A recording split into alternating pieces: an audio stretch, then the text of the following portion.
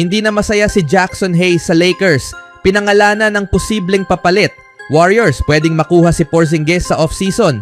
At may malalim palang rason kung bakit nang lamig si Klay Thompson sa Warriors noon. Si Jordan Poole ang dahilan? Matapos ang isang nakakabiglang pagkatalo sa first round ng NBA playoffs ngayong taon, inaasahang magiging aktibo ang Los Angeles Lakers sa mga darating na buwan.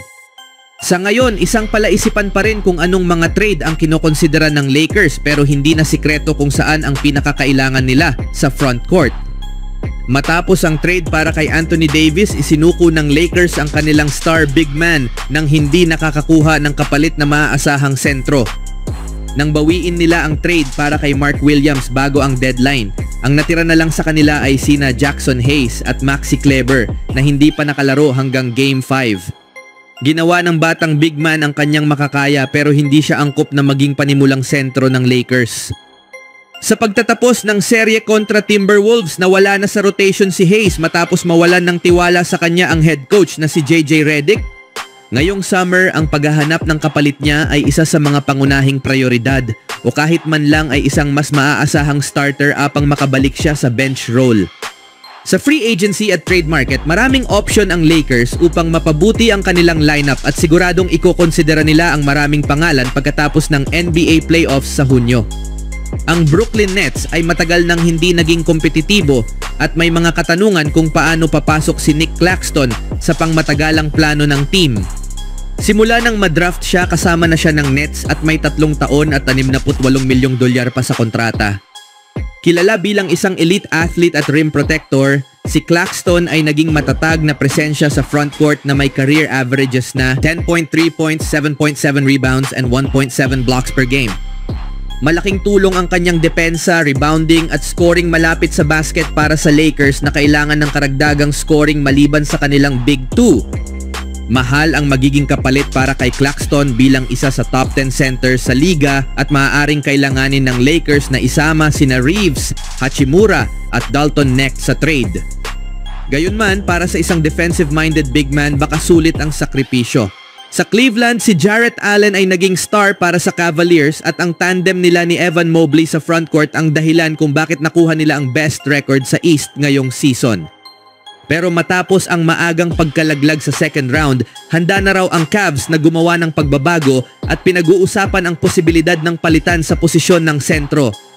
Si Allen, isang beses naging all-star, ay mahalagang bahagi ng top-ranked defense ng Cavs sa mga nakaraang taon. Siya ay isang tradisyonal na big man na kontrolado ang loob ng paint. Sa 82 laro ngayong season, may averages siya na 13.5 points, 9.7 rebounds, and 1.9 assists per game on 70.6% shooting. Sa aspeto ng pinansyal, maari sanang magkasya sa trade sina Hachimura at Dalton Knecht pero baka kailangan pa ng mas mataas na halaga para mapasakamay ng Lakers si Allen.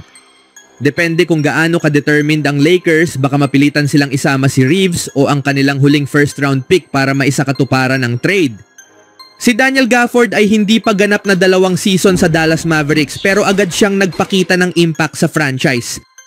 Mula nang dumating siya nung nakaraang taon, naging contender ang Mavericks sa championship pero matapos makuha si Anthony Davis, may tanong kung saan papasok si Gafford sa bagong rotation. Ang 26 na taon na sentro ay mahusay sa rebounding at natural na shot blocker na may averages na 12.3 points, 6.8 rebounds and 1.4 assists per game ngayong season. Hindi siya isang star pero abot kaya ang kontrata niya at 1 taon na lang ang natitira para sa susunod na season. Pinakamaganda sa lahat, may karanasan na siya sa paglalaro kasama si Luka Doncic na ngayon ay itinuturing na kinabukasan ng Lakers.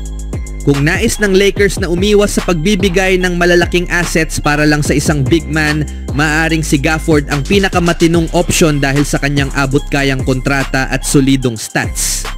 Bagaman maraming teams ang interesado sa kanya, maaaring hindi sapat ang assets ng Lakers para malampasan ang ibang offer pero maaari pa rin silang makapagbigay ng magandang trade package gamit sina Dorian Finney-Smith o Rui Hachimura bilang sentro ng deal.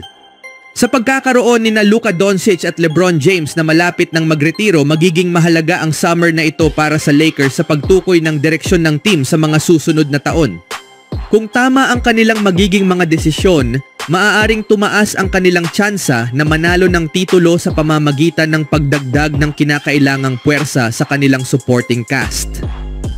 Sa kabilang balita naman, malapit na ang NBA offseason at isa sa mga team na malamang na maghanap ng mga paraan upang mapalakas ang kanilang roster ay ang Golden State Warriors. Naging contender muli ang Warriors matapos makuha si Butler, ngunit nabigo sila sa second round ng playoffs matapos ma-injure si Curry. Ngayon haharap sila sa isang mahalagang off-season upang palakasin ang team sa paligid ng kanilang tumatandang core. Isa sa mga pangunahing kahinaan ng Golden State ay ang posisyon ng sentro dahil ilang season na rin silang walang tunay na panimulang big man at ginagamit na lamang si Green bilang pansamantalang solusyon. Maaaring makuha ng Warriors si Kristaps Porzingis mula sa Celtics sa isang trade ngayong summer. Kapalit nito, ibibigay nila sina Moody, Buddy Hield, Trayce Jackson-Davis at si Santos. Ngunit maaaring kailanganin pang isama si Jonathan Kuminga para mapapayag ang Boston na balak bawasan ang gastos sa kanilang roster. Makakatulong si Porzingis sa depensa at opensa ng Warriors kung matutuloy ang trade, pero maaaring hindi nila ituloy ito dahil sa madalas niyang injuries. Kaya posibleng humanap na lang sila ng ibang sentro para tugunan ang kanilang pangangailangan. Sa huling balita, nang magpasya ang Warriors na bitawan si Jordan Poole, hindi lang si Draymond Green ang dahilan. Ipinagpalit ng Warriors si Poole sa Washington Wizards kahit pa siya ay may solidong average na puntos sa loob ng ilang season sa Golden State. Kasama rin si Poole sa team na nagkampiyon sa NBA noon. Sa kanyang prime, nakita si Jordan Poole bilang isang promising young guard at posibleng susunod na star ng Warriors kahit hindi niya tunay na mapapalitan si Stephen Curry. Nagbago ang lahat nang suntukin ni Green si Poole sa mukha sa isang team practice. Isang insidente na nagbunyag sa mundo ng alitan at tensyon sa loob ng locker room ng Golden State kasabay ng pag-angat ni Poole sa pagiging star. Simula noon at matapos ang pag-alis ni Poole, karamihan sa mga taga-subaybay ng NBA ay iniuugnay ang sigalot sa bangayan ni Green at Poole. Pero ayon sa isang bagong ulat, pati si Klay Thompson ay umano'y nakaramdam ng pagbabanta mula sa talento ni Poole. Sa isang panayam sa The Tom Tolbert Show, isiniwalat ni Tim Kawakami ng San Francisco Standard na ang discomfort ni Thompson sa ambisyon ni Poole na maagaw ang kanyang starting role ay naging dahilan ng matinding tensyon sa team. Pinabulaanan din ni Kawakami ang ideya na si head coach Kerr ang may kasalanan sa pag-alis ni Poole. Sinasabi nilang mahigpit si Steve sa mga bata, pero sabihin mo sa akin ang isang young player na hindi nila na-develop at binitawan nila na naging star sa ibang team, ani ni Kawakami. Siguro si Jordan Poole, pero hindi kasalanan ni Steve yon. Alam natin na hindi si Steve ang dahilan, si Draymond talaga. Kinailangan nilang pakawalan si Jordan dahil kay Draymond at Klay. At naririnig ko ito ng mas madalas. Hindi komportable si Klay sa taong ito na patuloy na hinahamon siya. Iniisip ni Klay, pinaghirapan ko ang starting role na ito. Bakit parang sinasabi ng taong ito na siya dapat ang starter? At hindi naman siguro sa harap ng media kundi sa paraan lang ng kilos ni Poole. At okay lang iyon para sa isang batang player, pero hindi nila kayang panatilihin ang taong iyon na nagpapataas ng tensyon kay Klay. Umangat si Poole bilang starter habang wala si Thompson, ngunit nagkaroon ng tensyon nang bumalik si Klay at nagsabay sila sa lineup. Dahil dito at sa pagbagsak ng laro ni Klay, napatanong ang fans kung tama bang pinalaya ng Warriors si Poole na ngayon ay patuloy na nagpapakita ng husay sa opensa para sa Wizards.